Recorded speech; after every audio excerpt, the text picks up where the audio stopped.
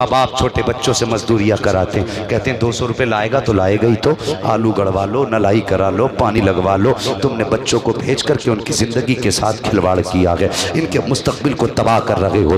तुम ये समझते हो हमने खुरपा हाथ में रखा है तो इससे भी खुरपा चलवाएंगे, हमने फावड़ा चलाया है इससे भी खेत में मजदूरी कराएंगे। तो तुमसे बुरा बाप कोई नहीं हो सकता है, तुमसे बड़ा गलत बाप कोई नहीं हो सकता है। बच्चों की ज़िंदगी के साथ इंसाफ करो, इन्हें वक्त दो, पढ़ाओ और मारेरा शरीफ का पैगाम याद रखो। आधी रोटी खाएंगे, बच्चों को पढ़ाएंगे, फाका रहना पड़े रह लीजिए, भूखा रहना पड़े रह लीजिए, फटे कपड़े पहनने पड़े पहन लीजिए, कोई ताना नहीं देगा अगर फटे कपड़े पहनोगे, कोई बुरा नहीं कहेगा अगर फाके रह लोगे। लेकिन सुनिए, दुनिया कुछ दिन हिकारत से देखेगी, लेकिन जिस दिन तेरा बेटा वक्त का मुफ्ती बन के निकलेगा तुझे दुनिया सलाम करेगी। जिस दिन तेरा बेटा वक्त का जज बन के निकलेगा दुनिया तुझे एहतराम से देखेगी।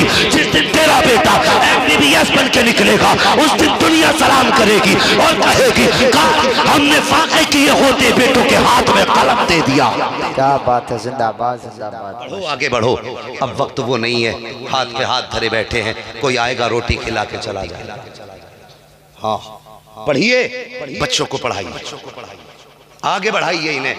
मुझे बताइए, कहते वो IAS की तैयारी में 18 घंटे पढ़ना पड़ता।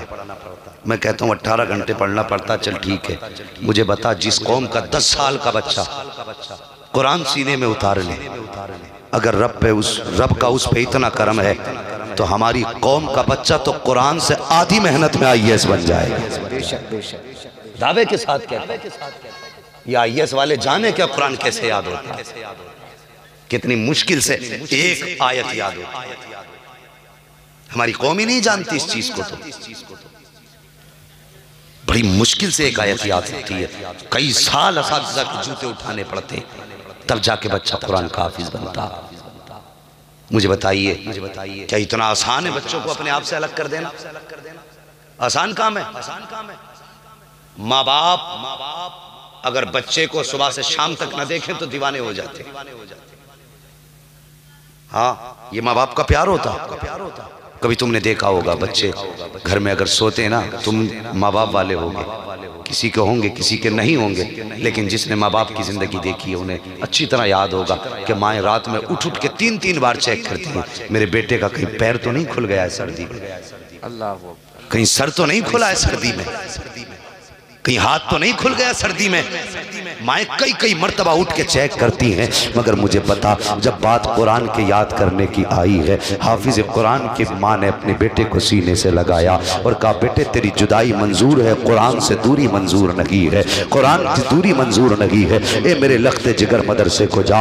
आप क्या समझते हो, जब ये चला होगा बाप ने आसानी से भेज दिया होगा? क्या बाप को बच्चे की कमाई की जरूरत नहीं थी? हर बाप चाहता है बेटा मेरा सहारा बने, मैं इसके सहारे से अपने जिंदगी को आसानी से गुजारूं। लेकिन जब बात कुरान की आई है, बाप ने भी बेटे को छूट दे दी है, बेटे मैं बोरियां उठा लूंगा लेकिन तुझे कुरान याद करना पड़ेगा, मैं मजदूरी कर लूंगा लेकिन तुझे कुरान को सीने में उतारना पड़ेगा। कितनी हजरतें बाप के सीने में थी लेकिन सारी दफन होकर रह जाती है। बेटे को मदरसे की तरफ भेजा जाता है। और यार मैं बताऊं तुम्हें सच्ची बात, कुरान पढ़ने वालों, ये मत समझना कि बाप को तुमसे प्यार नहीं होता। जब तुम घर से चलते हो तो बाप भी रोता है, ये बात अलग है कि वो छुप के रोया करता है। जब तू घर से चलता है तो माँ की आंख में आंसू होते हैं, जब ये घर से चलते हैं तो बहन की आंख में आंसू होते हैं। माँ ने ममता की कुर्बानी दे दी है, बहन ने अपने प्यार की कुर्बानी दी है। किसके लिए? सिर्फ कुरान के लिए कुर्बानी दी है। जा मेरे लख्ते जिगर, जा तो खाली हाथ रहा है, जब वापस आए तो कुरान की तकमील की डिग्री तेरे हाथ में होनी चाहिए।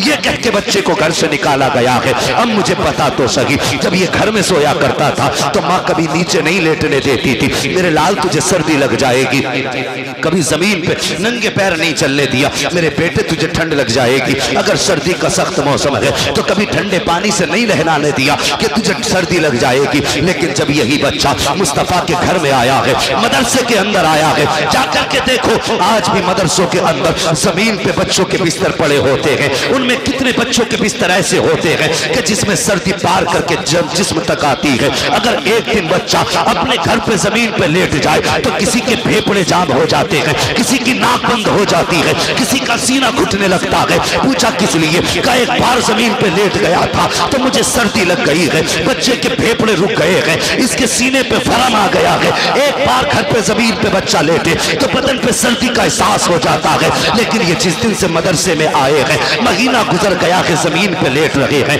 पीने के लिए ठंडा पानी है, वुजू के लिए सर्द पानी है, नहा के लिए सर्द पानी है। आज कोई गर्म करके देने वाला नहीं पानी, कोई वुजू के लिए पानी गर्म करने वाला नहीं है। आज बिस्तर बिछाने वाला कोई नहीं है, रातों को उठ के देखने वाला भी कोई नहीं है। जितने प्यार करने वाले थे सब वतन में रह गए हैं। आज ये अजनबी बन के मुस्तफा के घर में लेटे हुए हैं, जमीन पे लेटे हैं, बदन भी खुला है, सर भी खुला है, जमीन पे लेटे हैं, पानी भी सर्द है। अल्लाह अकबर। उसके बावजूद भी पूछिए कारी साहब से कितने बच्चों को सर्दी लगती है? ये कहेंगे महीना गुजर जाता है, किसी बच्चे को ठंड नहीं लगा करती है। साल गुजर जाता है, किसी बच्चे की पसलियां जाम रखी हुई है। मैं पूछूंगा कारी साहब से, बताओ तो सही, ये एक दिन घर पे लेटा था तो पसली जाम हो गई थी, जब ये मदरसे में आ गया है, महीने गुजर गए हैं, सर्दी क्यों नहीं लगेगी? क्यों नहीं लगती है? अल्लाह अकबर। तो मशीयत आवाज देती है, कहती लाधार तूने जाना नहीं है, जब ये घर पे था तो माँ बाप देख रहे थे, आज मदरसे में है तो रसूल पाक देख रहे हैं। जब तक बच्चा घर पे होता है माँ बाप बचाते हैं, जब ये मदरसे में आ जाता है तो रसूल पाक बचाया। वाह भाई वाह। पढ़ाइए बच्चों को, कुरान का हाफिज बनाइए इन्हें।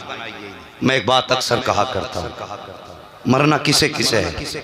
जरा हाथ उठा के बता दें जिसे जिसे मरना। माशाअल्लाह माशाअल्लाह। चचा चादर से हाथ नहीं निकले, अल्लाह लंबी उम्र करे आपकी। हाँ बस इस दुआ का मतलब भी समझ लेना, बाद में भी मत समझना। जरा हाथ अब नीचे करने, सभी को मरना है।